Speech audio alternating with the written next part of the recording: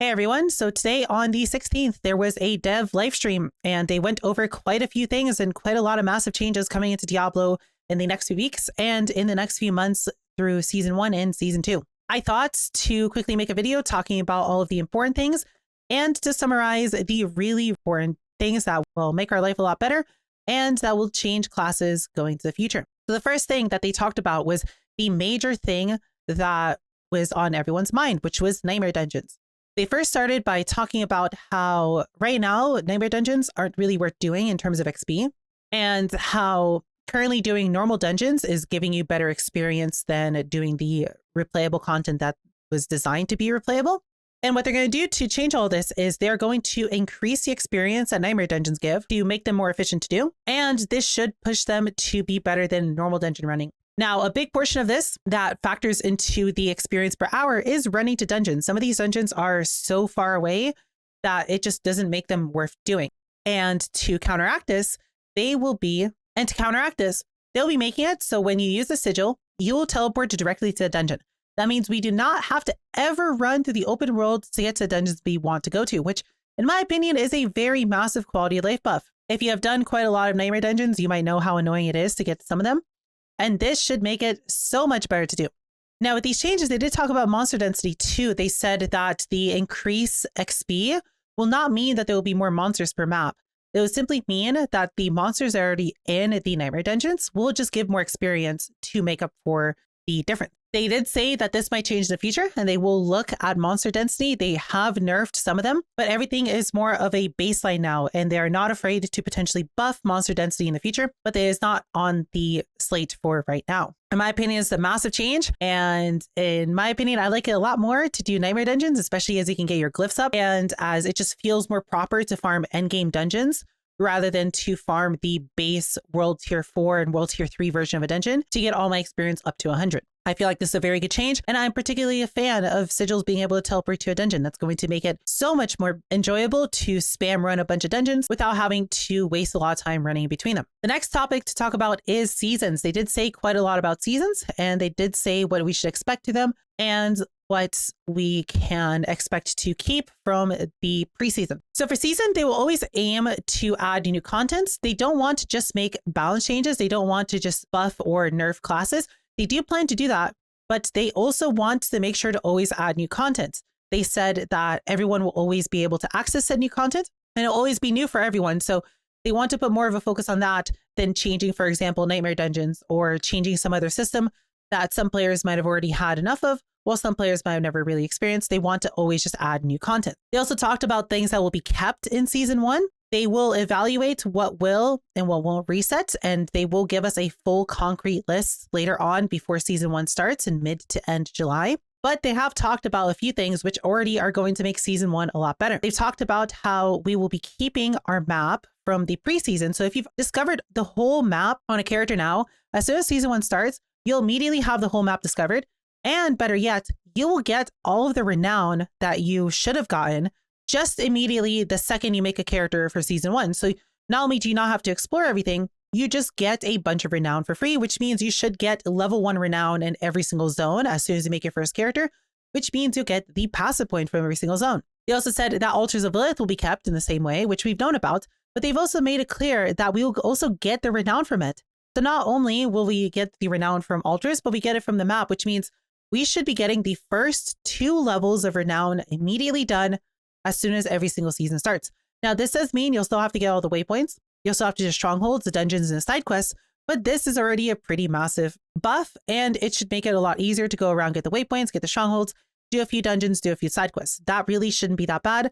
And I would say a decent quarter of all the effort required to getting level 5 renown is just going to be done for us automatically, if not more like a third. Side quests will not reset, but they will be looking into it. They did specifically talk about side quests, and they talked about adding a completion log for side quests to let you know which ones you've already done and which ones you haven't. But they'll have more solid information on this in a few weeks when they talk about season 1 on the next dev live stream. Another thing they talked about was inventory tension, where currently people are not happy that you have to have a bunch of random items in your inventory, i.e. elixirs and sigils and gems and so on.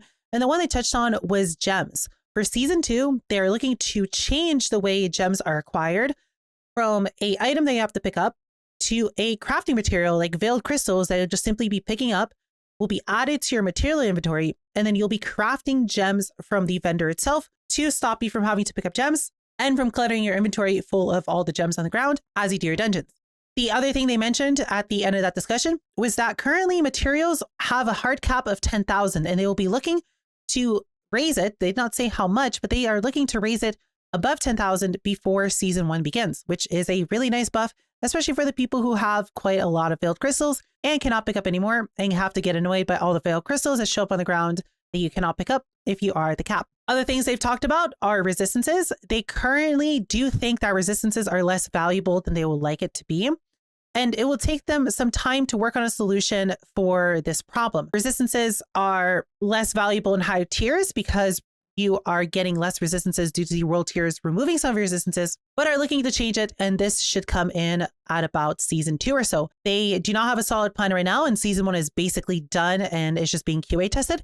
So it's not something they'll be able to have the scope for to push in through season 1, but are going to make it a priority for season 2, which should be quite nice, as currently, if you do not know, resistances are not worth bothering with in a single bit at all in World Tier 4. Because monsters are out-leveling you, and because in Nightmare Dungeons, monsters will always be 20, 30, 40 levels above you, that means they will ignore quite a large portion of your resistances, making any sort of resistance stacking absolutely pointless and basically not giving you even 1% DR against the current formula. Other things that they're talking about was hardcore. They are going to make a pretty controversial change for hardcore, and they have learned that currently a lot of people in hardcore are dying due to various issues, such as people teleporting and dying, or just dying out of nowhere, or dying when logging out, and so on and so forth. These are scenarios where you should be immune and should not be killable, but you are for some reason dying. They are looking into it, and they are looking to fix these ASAP. So if you have encountered some sort of death, or if you're afraid of playing hardcore because of the random deaths, they are making this a priority to fix before season 1 comes out. The other thing, which is controversial, is they are looking to add DC protection for hardcore. They did say it will not be perfect and it will not work 100% of the time, as monitoring and knowing exactly when a DC happens and if a DC actually did happen is a difficult thing to do. And they do not know if they will be able to do it 100% of the time, but they will be adding in DC protection. The way to describe that this will work is if you have Scrolls of Escape in your inventory, which is a hardcore only item that allows you to instantaneously teleport out of any encounter. If the game detects you DC, you'll automatically use a scroll and you'll be teleported to safety. This is a thing that is going to come out for season 2. They do not have time again to do this for season 1, as season 1 is basically done. But between this and between the bugs being fixed ASAP, we should have a lot more quality of life in hardcore. Already people have been talking about this, have not been happy, as some people feel like this makes hardcore a little bit too easy. We'll have to see how it pans out, and we'll have to see how general reception to this change will be seen from the hardcore community in the next few days. Lastly, the last thing they mentioned was class changes that are going to be coming up and a very specific answer on resource generation. So obviously over the next few weeks, there will be some more class changes. They have said that enough nerfs have happened and it's time for the buffs. So we should see quite a few buffs, but they do not want to overdo it. They are going with a philosophy where they do not want to keep buffing the bad things to keep up with the good things, but rather want to approach it from both ends, rather than continuously chasing the best thing, which will make us end up in Diablo 3 areas where we'll have something do 40,000% more damage. They want to buff and nerf things as it makes sense to keep everything at a general level without power creeping the game too much and making us do trillions and trillions of damage.